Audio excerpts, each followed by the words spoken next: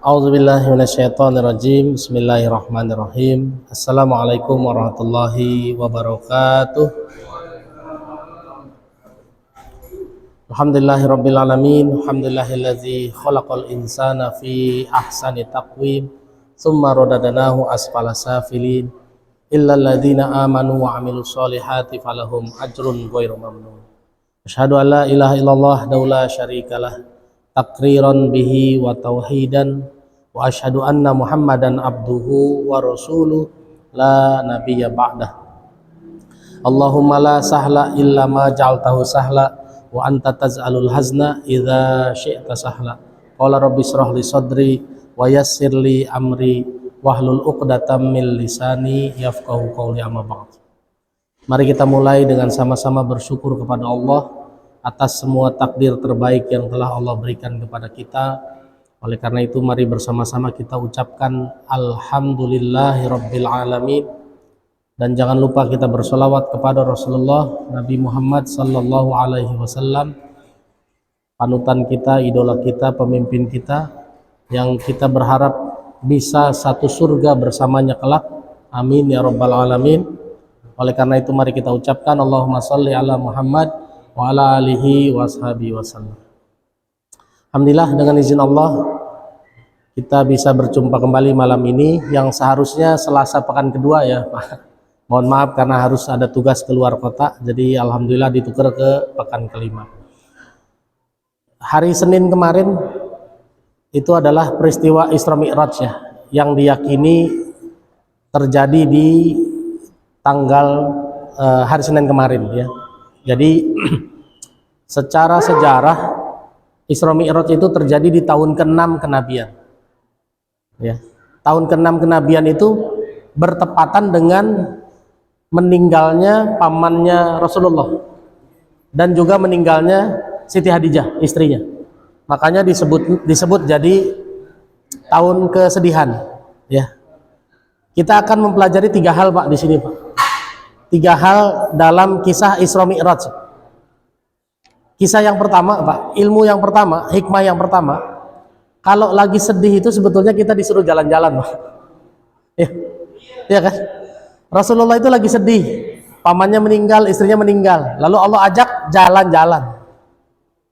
Jalan-jalan Pak. Makanya ini sebetulnya message utama, message penting juga. Kalau lagi sedih, pusing, jangan menyendiri Pak. Kalau menyendiri biasanya iya, makin pusing. Kalau lagi ada masalah, lagi bingung, itu jangan menyendiri. Kalau menyendiri relatif berbahaya buat kita. Kenapa? Kefakiran itu dekat dengan kekafiran, Pak. Kefakiran ini, fakir ini artinya kurang ya, Pak ya. Kurang dapat saran, kurang dapat nasihat, kurang punya teman. Ini dekat dengan kekafiran. Makanya orang yang punya masalah menyendiri biasanya larinya nanti depresi, paling bahayanya bunuh diri. Tapi yang kita lihat Pak, jalan-jalannya ini bukan jalan-jalan seperti kita. Kalau kita lagi punya masalah jalan-jalan ke Ancol, keluar duit, balik dari Ancol tambah pusing karena duitnya habis. Ya Pak. Tapi kalau Rasulullah lihat Pak, Rasulullah itu Allah perjalankan dari Masjidil Haram ke Masjidil Aqsa. Sampai Masjidil Aqsa siapa yang dia temui Pak? Para nabi. Nabi lagi bingung, dipertemukan sama nabi lagi Pak. Apa artinya? Ya, dia dipertemukan dengan para nabi sebelumnya. Berarti kan ini disuruh diskusi ya Pak ya. Tapi sesamanya nabi ya diskusinya sama nabi lagi dong. Mana mungkin nabi diskusi sama jamaah Pak? Gimana coba? Kalau nabinya bingung terus curhat sama jamaah, jamaah bilang gimana coba kira-kira Pak? Lah kalau nabinya bingung gimana kita? Betul lah Pak? Ya kan? Ini juga message Pak, luar biasa. Kalau kita jadi pengusaha, lalu usaha kita lagi terganggu, Bapak jangan cari temen yang karyawan. Kira-kira kalau ngobrol sama temen yang karyawan, nyambung nggak Pak? Nggak nyambung. Nanti temen yang karyawan bilang begini, makanya daripada pusing-pusing usaha, mendingan jadi karyawan aja. Ya Pak, dapat gaji dijamin rutin. Ya, jadi ini message pertama Pak. Kalaupun jalan-jalannya itu ketemu orang yang sesuai dengan kapabilitas kita, sesuai dengan ilmu kita. Ini sesuai dengan perintah Allah Pak. Perintah Allah di surat 16 ayat 43. Surat An-Nahl ayat 43. Allah bilang, "Fas'alu ahla zikri in kuntum la ta'lamun." Bertanyalah sama orang yang punya ilmunya kalau kita nggak tahu apa-apa. Jadi kalau nanya itu sama orang yang punya ilmunya. Cuma kebiasaan kita Pak hari ini ya, ini kebiasaan bapak-bapak, ibu-ibu yang paling sering. Kalau nanya curhat itu sama temen yang enak diajak ngobrol Pak. Belum tentu ada ilmunya tuh. Pokoknya curhat aja ngalor ngidul Pak. Kira-kira kalau curhat sama temen yang enak diajak ngobrol, dapat solusi nggak? Nggak dapat. Biasanya cuma tukar-tukaran masalah doang. Jadi message pertama di Isra Mi'raj ini Pak, di Isra-nya, di perjalanannya adalah bagaimana kita mendatangi orang-orang yang berilmu. Jadi kalau ustadz bingung, ya datangnya ustadz lagi Pak. Cari ustadz yang lebih tinggi lagi, minta nasihat sama dia. Jangan minta nasihat sama jamaah, ntar jamaahnya bingung. Lah kalau ustadznya bingung, gimana jamaahnya? Saya dulu pernah Pak, alhamdulillah berbisnis. Saya ini dulu suppliernya produk-produk ke Aeon, ke Lotte itu Pak. Ada satu ketika pembayaran 70 juta nggak dibayar-bayar Pak. Kan pusing juga ya Pak, 70 juta nggak dibayar-bayar. Lalu saya telepon ke ustadz saya Pak, Ustadz Ahmad Homsani di Gandaria City. Kata ustadz, sinilah ke rumah katanya. Ngobrol di sini. Nah datanglah ke rumah dia, ditanya kenapa Bang katanya. Saya pusing ustadz, lagi ketipu ini 70 juta, mohon nasihati biar kuat hati ini. Kata ustadz bilang gini, mau dinasehatin juga ente apal ayatnya katanya, ente apal dalilnya, udahlah mendingan makan sate aja. Jadi nggak dikasih nasihat, diajak makan sate. Selesai makan sate dia cerita Pak, dia cerita begini, Bang inget nggak saya waktu itu sakit dirawat di rumah sakit Muhammadiyah Cipulir, rumah Muhammadiyah Taman Puring bukan Cipulir. Saya tanya emang kenapa Ustaz? Saya kepikiran uang pondok pesantren dibawa kabur orang 500 juta. Tuh, Pak. Saya ditipu 70 juta. Guru saya ternyata ditipu 500 juta. Kira-kira beres gak Pak masalah saya Pak? Ya kan? Ah udahlah, berarti masalah guru saya lebih gede dari saya Pak. Lah sama kan Nabi Muhammad SAW lagi sedih Pak. Lalu dia datang ke Masjidil Aqsa ketemu para nabi. Nabi Ibrahim bilang apa kira-kira Pak? Oh kalau kamu sedih dulu saya ninggalin anak sama istri di tempat tandus sendirian tuh nggak ada yang jagain. Ya, kalau kamu sedih pamanmu meninggal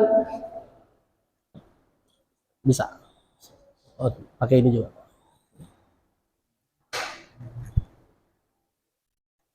Ya, Nabi Zakaria bilang begini. Kalau ini jauh juga ya. Kalau Nabi Muhammad SAW kan istrinya meninggalnya normal ya Pak ya, bukan dibunuh. Pamannya juga meninggalnya normal, bukan dibunuh. Nabi Zakaria cerita begini, anak saya Yahya dipenggal kepalanya. Pak kalau ada dua orang meninggal, satu meninggalnya normal, satu meninggalnya dibunuh, mana yang paling sedih Pak? Mana yang lebih sedih? Yang dibunuh. Jadi Rasulullah itu diperjalankan untuk merasakan pengalaman nabi-nabi lain. Supaya jadi dia merasa oh iya sesedih-sedihnya saya ternyata orang zaman dulu lebih sedih lagi ya kan gitu ya Pak. Kita kan kalau lagi susah Pak jangan sendirian, harus datang ke tempat orang yang lebih susah supaya kita jadi punya rasa syukur kan. Oh ternyata masalah saya nggak seberat masalah dia ya, kalau lagi susah jangan ngelihat ke orang kaya Pak, tambah susah kita ya kan. Makanya kalau lagi susah lihatnya ke bawah supaya bersyukur ya, supaya kita bersyukur, supaya ada orang, supaya kita paham bahwa oh ternyata orang lain ada yang lebih susah dari kita. Jadi kalau kita punya motor ya lihatnya yang jalan kaki Pak, jangan lihat yang punya mobil, nanti kita nggak ada bersyukurnya. Nah waktu saya cerita sama guru saya tadi, guru saya itu kan cerita kalau uang pondok dibawa kabur 500 juta. Lalu pada saat dia dirawat di rumah sakit, gurunya dari Asidikiyah datang. Dia bilang begini, kenapa kamu sakit? Ya guru, ini uang pondok dibawa kabur 500 juta jadi kepikiran. Gurunya bilang begini, ya udah kalau gitu sabar aja. Saya juga mau cerita, kenapa uang masjid dibawa kabur 2 miliar.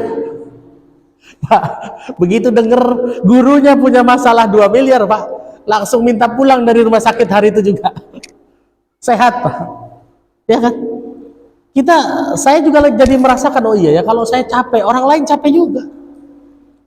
Makanya Allah bilang kalau baca surat 4 ayat 104 ya, wala tahinu fi ibtigha'il qaum in ta'lamuna fa innahu ya'lamuna kama ta'lamun.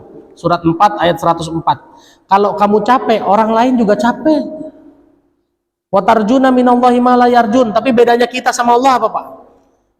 Orang yang hari ini bekerja tanpa iman, tanpa mengandalkan Allah, hanya mengandalkan otaknya saja, kata Allah, mereka capek, kita capek.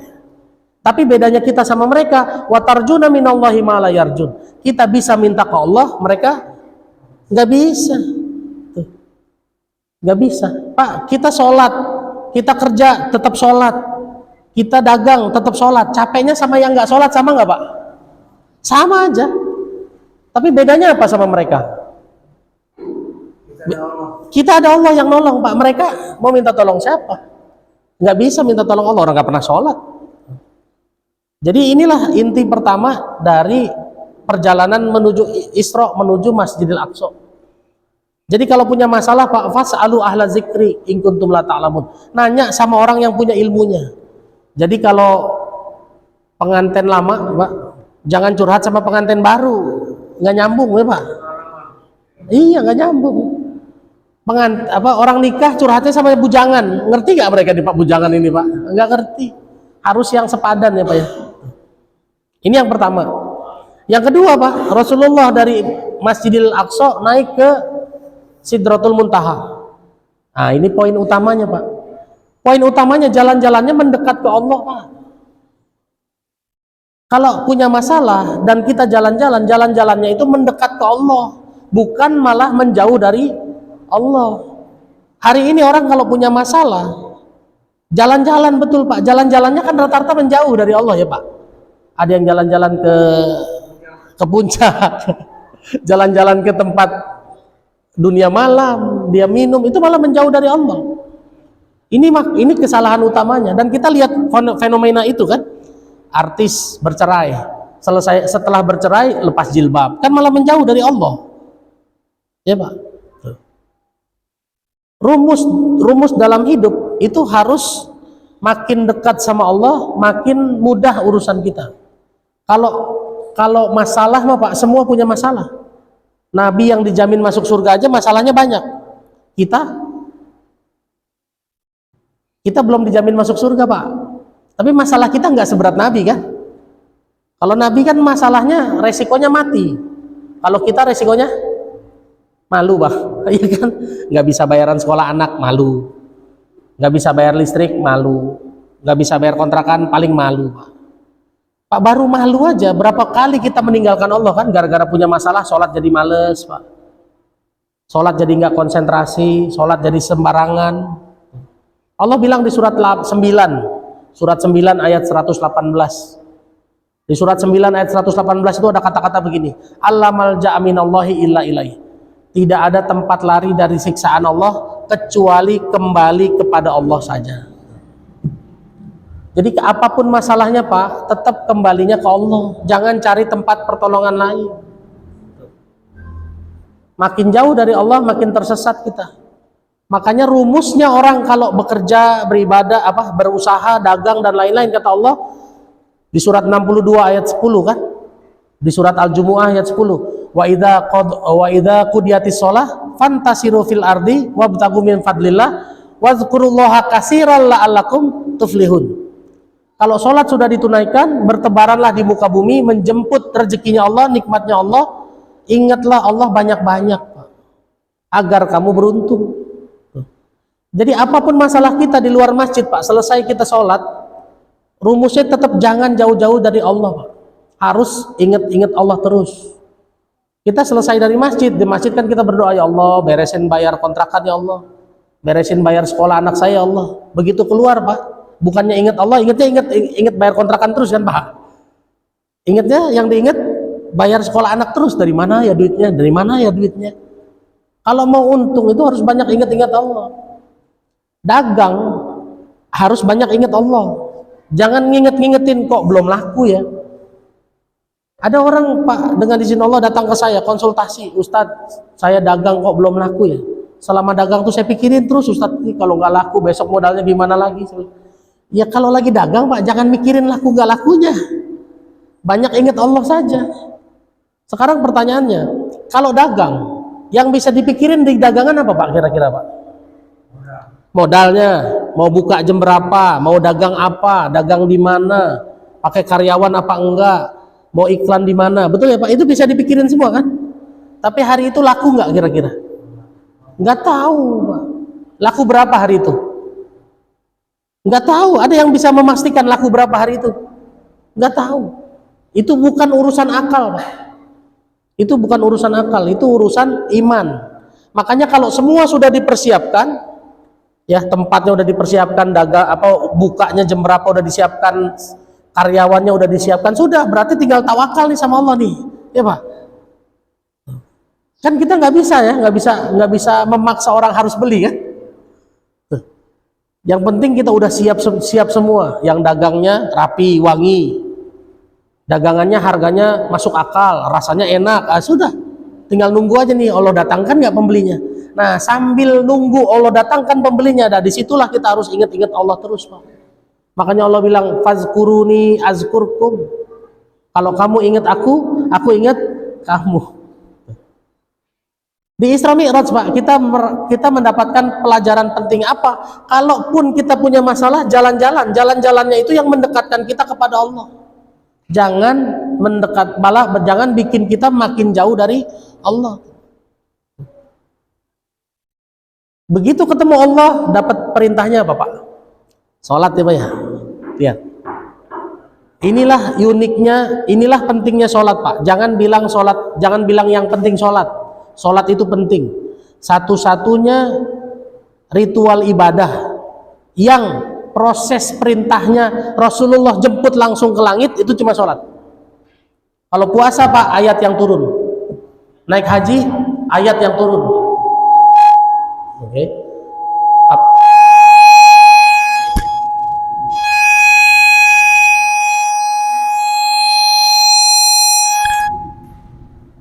Cek. Kalau zakat, ayat yang turun ya Pak. Potong kambing, ayat yang turun. Kalau sholat, Rasulullah yang naik Pak. Tuh luar biasanya. Makanya sholat itu penting. Jangan bilang yang penting sholat. Hari ini orang rata-rata yang penting sholat Pak. Bukan sholat itu penting. Ya. Sholat secara bahasa itu artinya hubungan. Jadi kalau kita punya masalah, jalan-jalannya yang mendekatkan kita kepada Allah dan yang membuat hubungan kita sama Allah terjaga terus, tuh Pak. Jangan sampai putus hubungan sama Allah Pak. Jadi tugas kita dari subuh, sholat subuh kan ritualnya ya Pak. Ya, selesai sholat subuh, jaga hubungan sama Allah, jangan sampai putus. Sampai kapan? Sampai zuhur connect lagi nih sama Allah nih. Zuhur sampai asar, jaga lagi hubungannya sama Allah, jangan sampai putus. Kalau wudhu batalnya tinggal wudhu lagi ya Pak. Misalnya Bapak kentut apa segala macam kan batal tuh wudhunya. Tapi kalau sholat kita batal hati, misalnya Bapak marah-marah, komplain, kesel, buru-buru istighfar Pak, konekin lagi sama Allahnya. Karena yang namanya Isra Mi'raj sebetulnya mengajarkan kita cari ilmu kepada orang yang berilmu, yang ilmu itu mendekatkan diri kita kepada Allah, dan kalau sudah dekat jaga hubungan sama Allah, jangan sampai putus. Tuh Pak, itu hikmah sederhananya di situ. Ya, hikmah sederhananya di situ. Jadi kalau jalan-jalan bukan jalan-jalan buat apa namanya happy.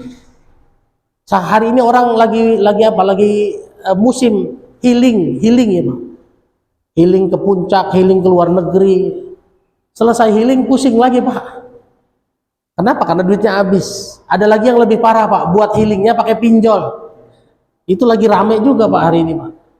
Ini lagi banyak iklan Jepang diskon murah dan ada salju lagi kan. Tuh. Dan ternyata setelah iklan ini naik, pinjol pengajuannya juga naik Pak, penyalurannya naik. Berarti diduga orang liburan pakai duit pinjol Pak. Selesai liburan pusing nggak dia Pak? Nggak bisa bayar, pusing. Saya itu berkali-kali, ini ada perempuan kemarin bilang, saya mau bunuh diri aja Ustadz. Ya ibu kalau mau bunuh diri nggak usah cerita-cerita saya bilang gitu. Ya kan? Kalau ibu mau tobat, cerita sama saya bantuin. Kalau mau bunuh diri, jangan cerita sama saya bilang. Kalau mau tobat, saya bantuin bu. Cuma berani nggak menghadapi resikonya. Pak, kalau orang tobat dari pinjol hari ini, yang ditakuti sama dia debt collector, Pak. Dia nggak tahu neraka sama debt collector galakan mana kira-kira. Neraka sama debt collector lebih menakutkan mana? Neraka, Pak. Hati-hati ya, Pak. Jadi jangan sampai kita hari ini pusing, tapi jalan-jalannya cuma buat nyeneng-nyenengin hati. Itu hawa nafsu namanya. Jalan-jalannya itu cari ilmu, makanya cari ilmu ke majelis ilmu, ke pengajian, cari guru, datang ke guru. Ustadz saya lagi pusing, minta nasihat. Pak, kalaupun sedekah ke Ustadz lebih murah daripada jalan-jalan ke Ancol, bener Pak? Ya kan? Saya kalau lagi pusing, terus lagi nggak punya uang, bawa martabak doang ke guru saya tuh Pak. Ustadz mau ketemu dong, iya, bawa martabak aja Pak. Semal-mal martabak berapa? 100.000 paling mahal Pak.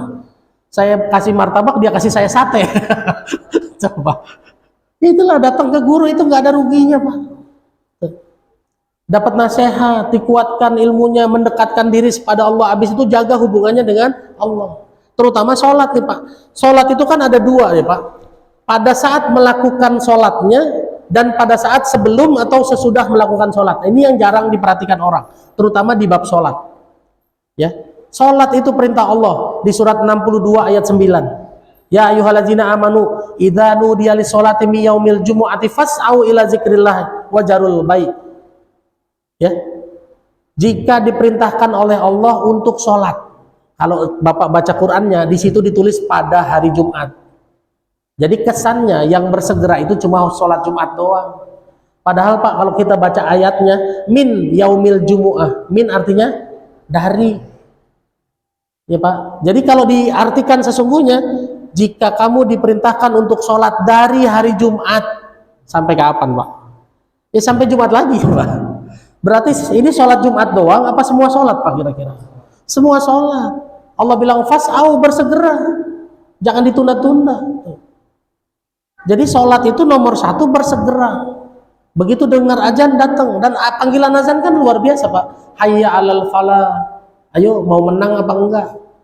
Orang mau menang dari masalah hutangnya, tapi disuruh datang nggak mau, disuruh datang tunda-tunda. Ya, tuh. Satu, fas'au, bersegera. Yang kedua Pak, di surat 7 ayat 31. Di surat 7 ayat 31 Allah bilang begini, ya Bani Adam, khudzu zinatakum inda kulli masjidin. Pakailah pakaian yang terbaik setiap kali masuk masjid.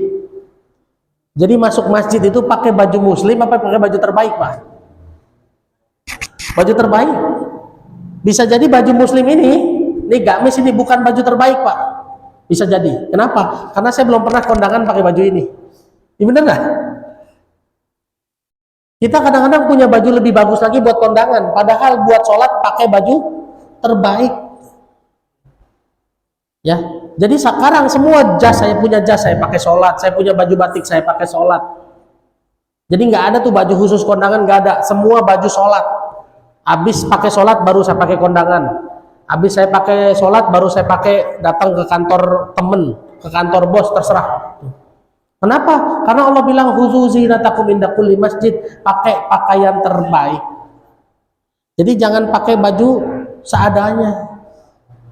Tapi baju terbaik ini relatif ya Pak. Kalau memang bajunya kaos semua, ya sudah itu baju terbaiknya. Jadi relatif. Bukan berarti kaos baju jelek, bukan. Karena memang bajunya itu semua. Coba Koh Stephen almarhum itu bajunya kaos semua Pak, nggak punya dia kemeja. Tuh.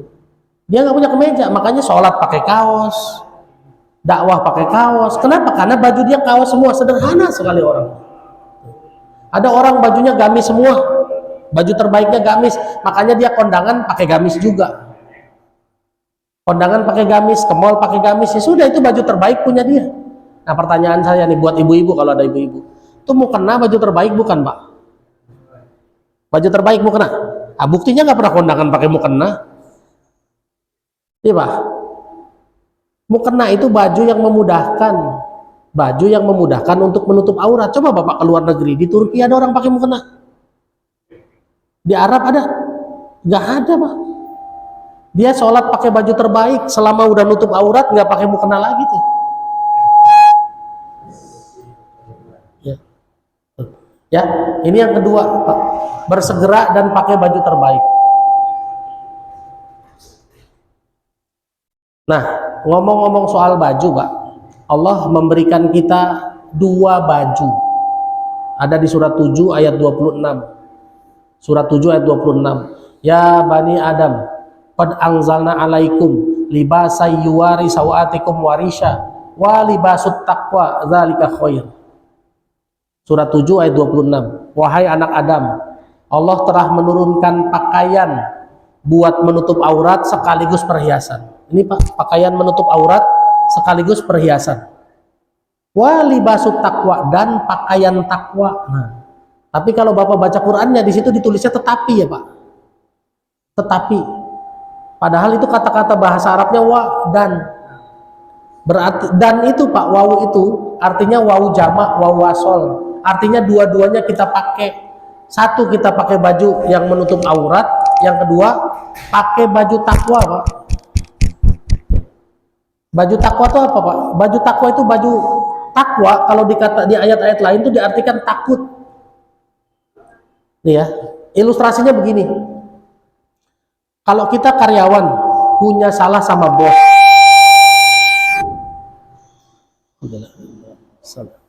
kalau kita karyawan punya salah sama bos, Pak,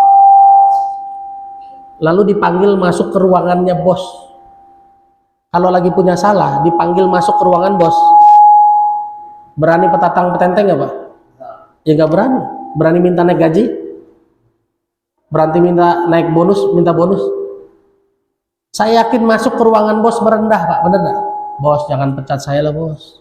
Nggak apa-apa, nggak naik gaji, yang penting nggak dipecat, kan gitu ya?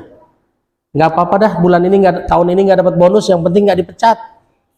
Cek, cek, cek, cek, cek, cek, suaranya nggak ada. Ya, nah, jadi kalau karyawan punya salah, dipanggil sama bosnya, saya yakin dia nggak akan belagu-belagu tuh, nggak akan petantang petenteng. Dia punya rasa takut di situ. Nah, pertanyaannya, Pak, kita pada saat dipanggil Allah masuk ke rumahnya Allah, siapa yang nggak punya dosa? Punya dosa enggak, Pak? Punya dosa semua. Makanya harusnya masuknya ke dalam masjid nggak bisa petantang petenteng, Pak, bener nggak? Masuknya ke masjid itu punya rasa takut, ya Allah, saya ini banyak dosa, tapi banyak utang juga, ya Allah, pengen minta dilunasin utangnya, tapi masuk masjidnya petantang petenteng. Coba. Ini baju takut, Pak. Baju takut tuh harus dipakai. Dan masjid artinya tempat sujud. Di dunia ini tempat sujud adalah di seluruh tempat kecuali 2, kamar mandi dan kuburan.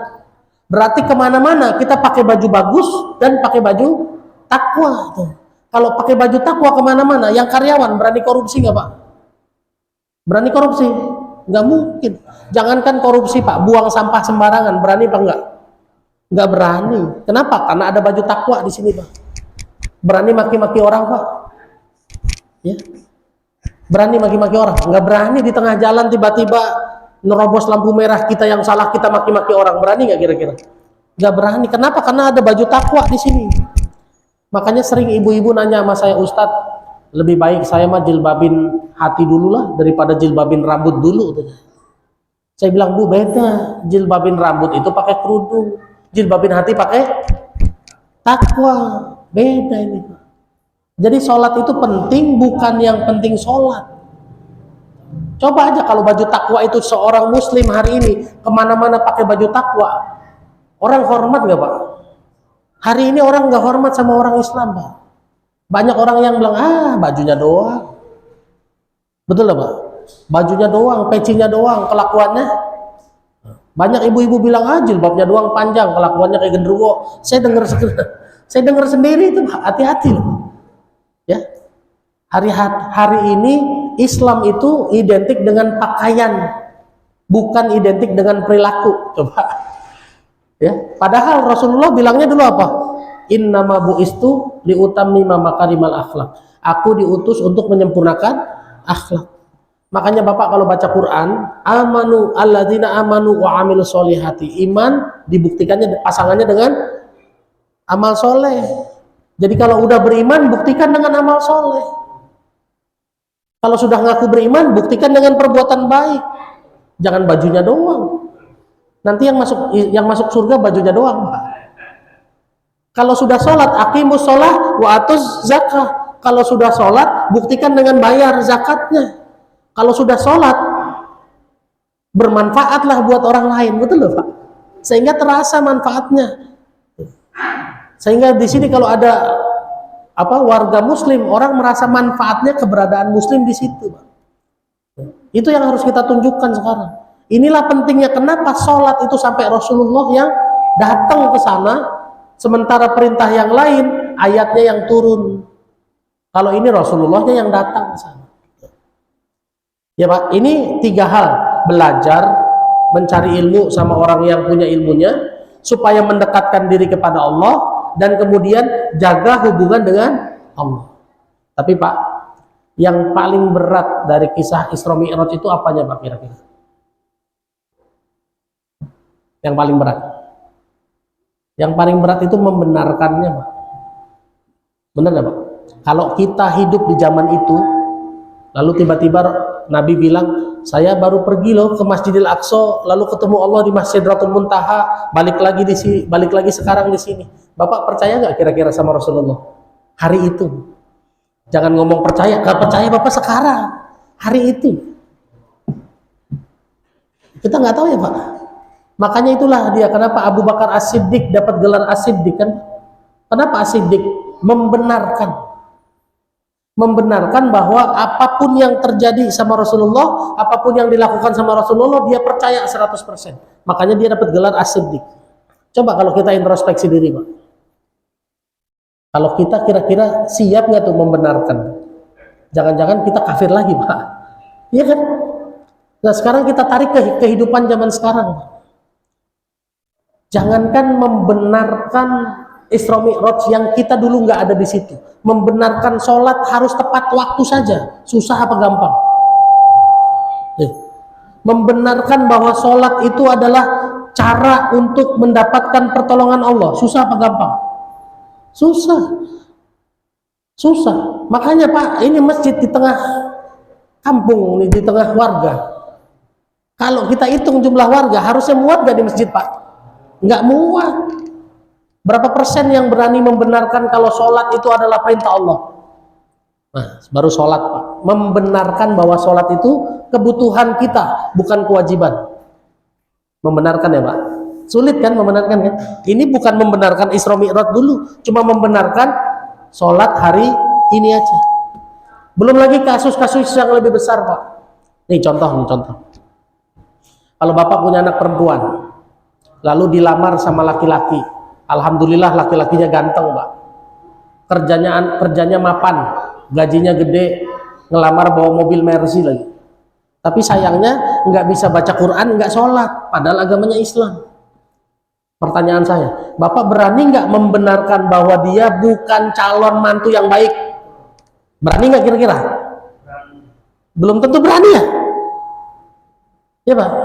Kalau nih mohon maaf, kalau yang datang nggak ganteng, duitnya nggak banyak, kerjaannya belum kerja lagi, terus kagak sholat, kagak bisa baca Quran, kan membenarkannya gampang ya Pak ya? Membenarkan bahwa dia bukan mantu yang baik gampang banget. Tapi kalau dia kagak sholat, tapi duitnya banyak, ganteng, kerjaannya mapan, baik lagi orangnya, berani bilang Bapak ini bukan mantu yang baik? Atau dibalik sekarang, ada hafiz Quran, belum kerja tapi Pak, sholatnya bagus, ngurus masjid rajin, cuma belum punya gaji. Berani gak Bapak membenarkan bahwa dia mantu yang baik? Ayo, sulit ya Pak. Inilah bab membenarkan Pak, bab membenarkan. Belum lagi urusan yang besar-besar Pak, riba, bab membenarkan bahwa riba adalah dosa besar. Berani nggak kita tinggal? Ya Pak. Ya, orang kita membenarkan hari ini, mohon maaf ya Pak, Membenarkan yang kecil-kecil aja susah kok. Membenarkan cara memilih pemimpin pakai logika, pakai ilmu aja kita nggak berani. Betul nggak Pak? Membenarkan bahwa perbedaan itu adalah sunatullah, Allah yang bikin, kita nggak bisa, bener nggak Pak? Orang dari dulu sampai sekarang kunut sama nggak kunut diadu-aduin terus. Hari ini isbal sama nggak isbal diadu-aduin terus. Padahal benarkan bahwa itu adalah kehendak Allah. Kan ini ada ayatnya Pak. Surat Ar-Rum ayat 22. Ayat 22. Allah yang membuat orang ini berbeda-beda. Kulitnya berbeda, warna rambutnya berbeda, bahasanya berbeda. Kita melihat perbedaan itu kayaknya aib gitu loh, ya. Melihat perbedaan itu sepertinya masalah besar. Padahal perbedaan itu Allah yang bikin. Membenarkan bahwa perbedaan itu adalah sunatullah aja berat. Ini bagian tersulit dari Isra Mi'raj. Membenarkan. Ada lagi yang begini. Ada jamaah umurnya 72 tahun. Dia membenarkan bahwa dirinya tidak bisa baca Quran. Membenarkan Pak dia Pak. Iya Ustadz saya belum bisa baca Quran. Bisa sih tapi terbata-bata. Terus saya bilang, ya Ustadz, ya udah Bapak belajar terus dong. Jangan berhenti belajar. Ah Ustadz saya kan udah tua. Udahlah cukuplah belajar Qurannya segini aja. Aduh Pak. Membenarkan kalau dia harus belajar susah kan Pak. Nanti kata anak-anak apa Ustadz saya diketawain Pak.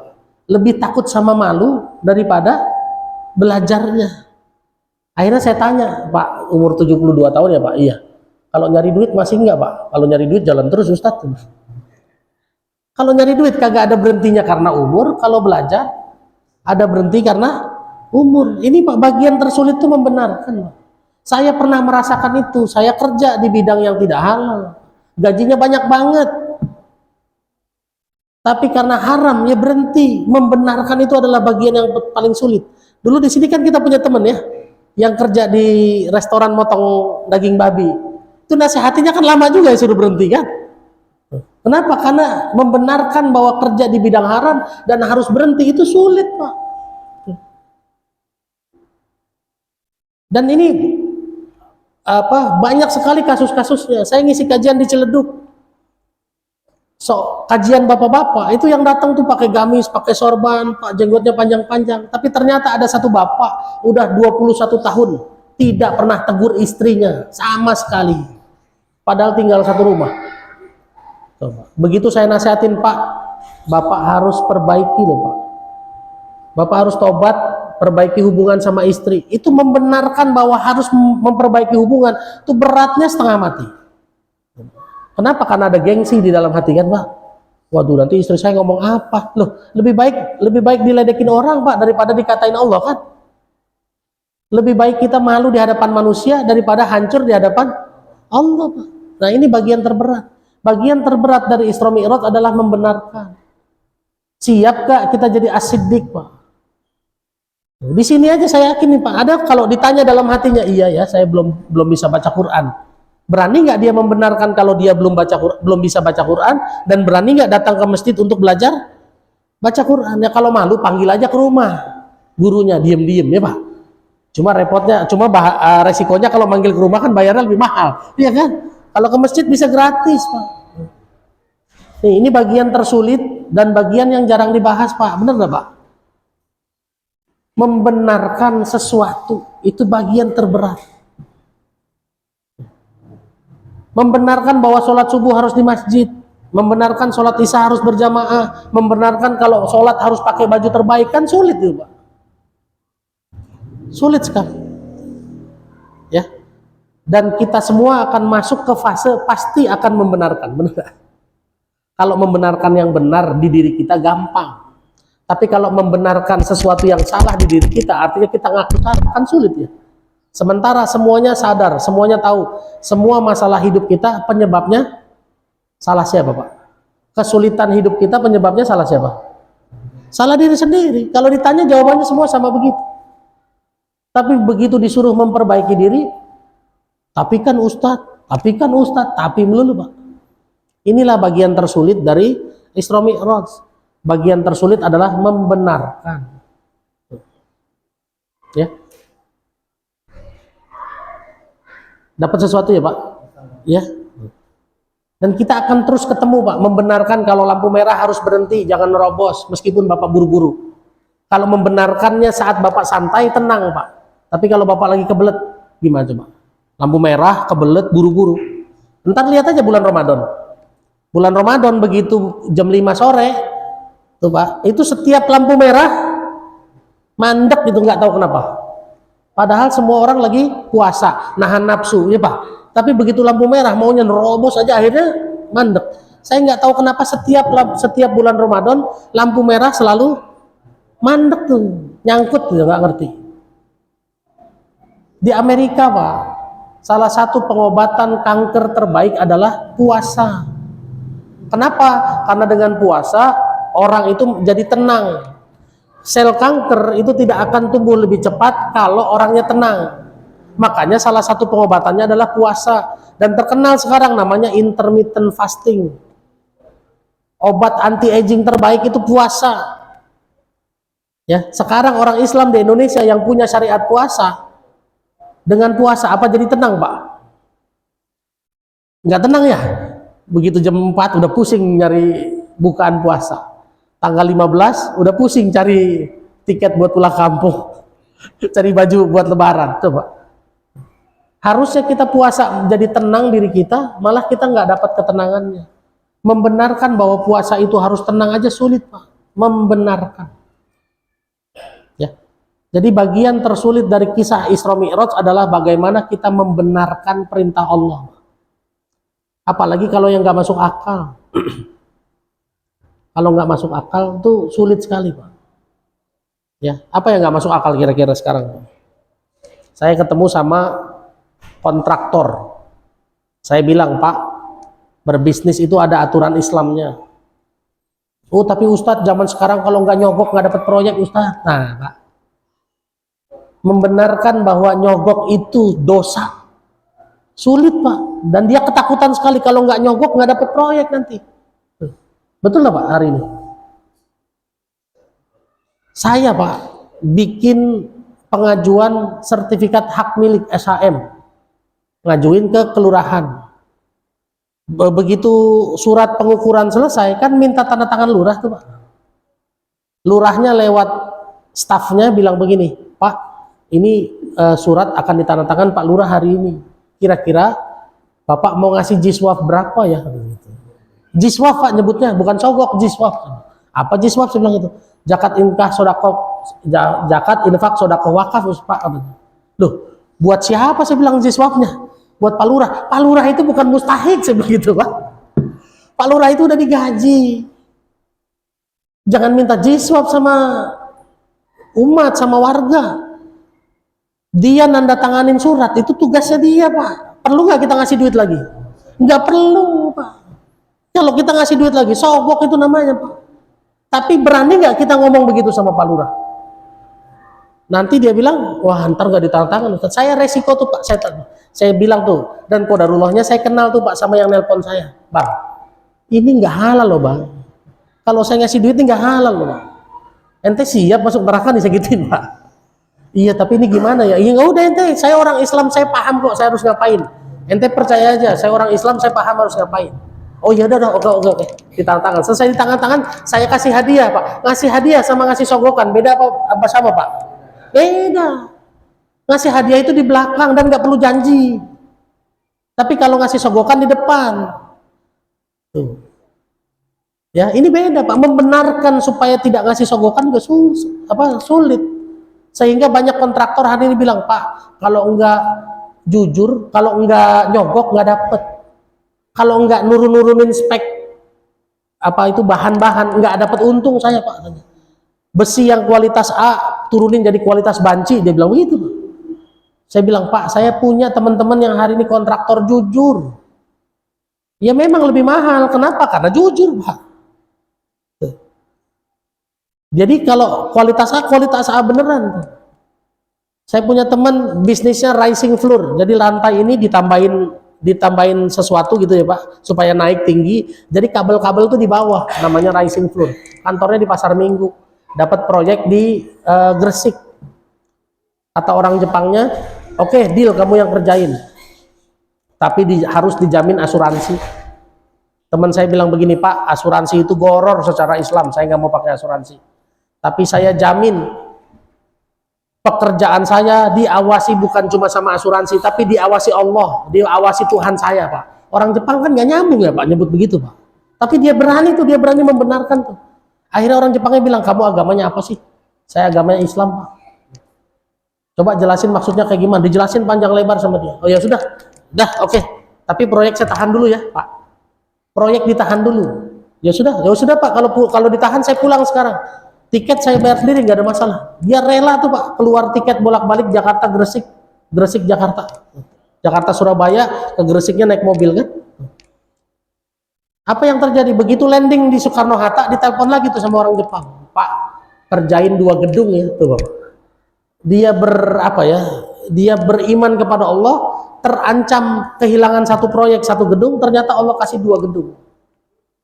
Makanya itu ada Pak kontraktor di pasar Minggu, dia udah nggak mau lagi tuh pakai akad-akad tidak syariah, nggak mau, nyogok nggak mau. Pokoknya kalau ada yang bilang 5% di depan, nggak usah cari orang lain aja, langsung begitu Pak. Padahal partner-partnernya bilang, wah nanti kita nggak dapat duit loh, nggak dapat kerjaan loh. Ternyata apa yang terjadi Pak? Sibuk dia sampai hari ini. Dia selalu bilang, Ustadz, alhamdulillah proyek bulan ini sekian banyak, sekian banyak, sekian banyak. Terakhir ketemu saya dulu pakai mobil tahun 2004 kali Pak. Sekarang udah pakai mobil tahun 2024 Pak. Baru mobil. Berarti maju nggak tuh kira-kira? Maju. Dia udah nggak pernah mau nyicil, semuanya tunai. Membenarkan Pak, hari ini nabung terbaik harus pakai duit di bank apa pakai emas? Nabung terbaik emas Pak. Jadi kalau Bapak mau nabung jangan taruh di deposito, percuma, rugi. Kalaupun Bapak dijanjikan bunga, saya nggak ngomong ribanya nih ya Pak, saya cuma ngomong untung ruginya doang. Berapa sih bunganya deposito Pak?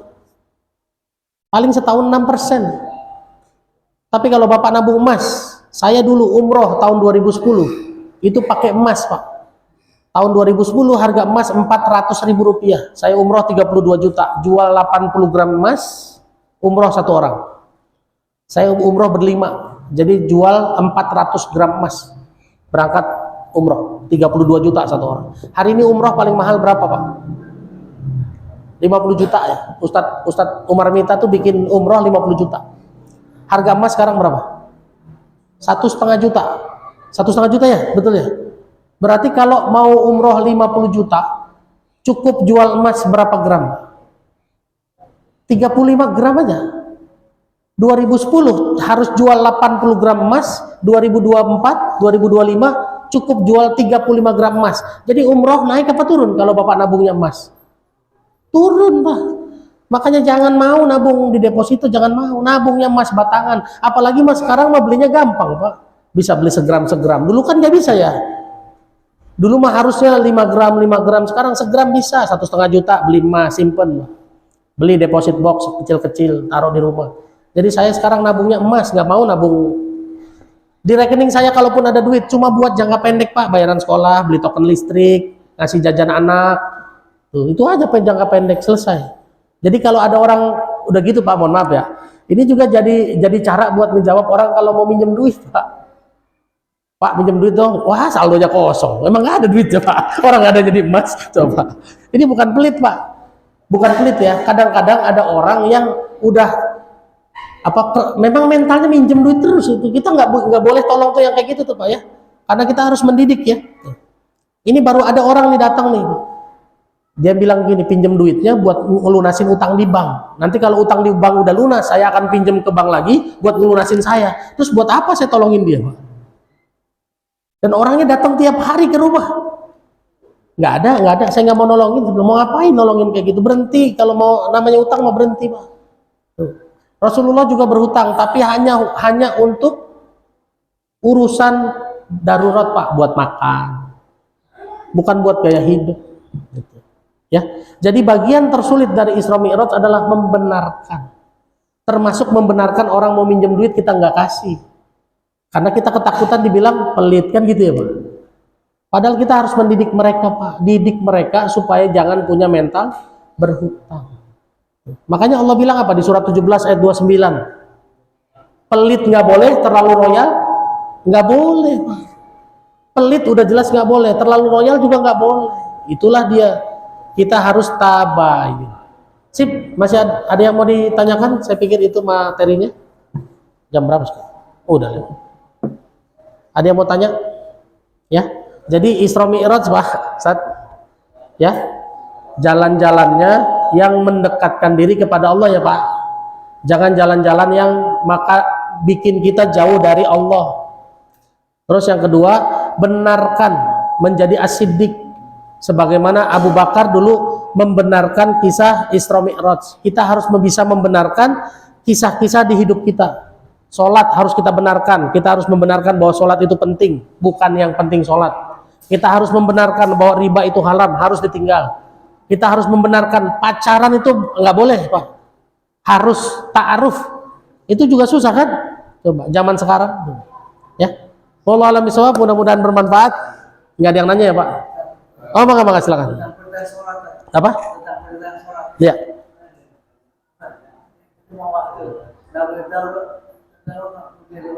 Ya, kenapa?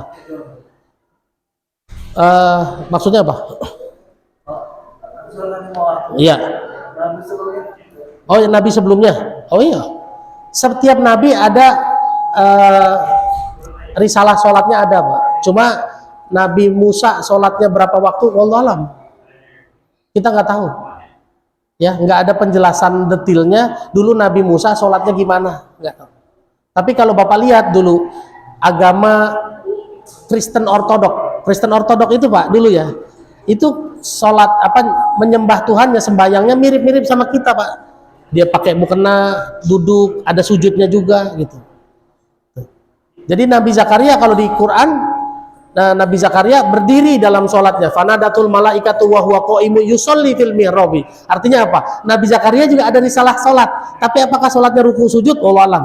Tapi di surat 3 ayat 40, 38, 39 dia disebutkan di situ dia berdiri ketika sholat. Ada surat Ali Imran ayat 39. Tapi kalau nabi-nabi sebelumnya sholatnya kayak gimana? Wallahu alam. Gitu ya.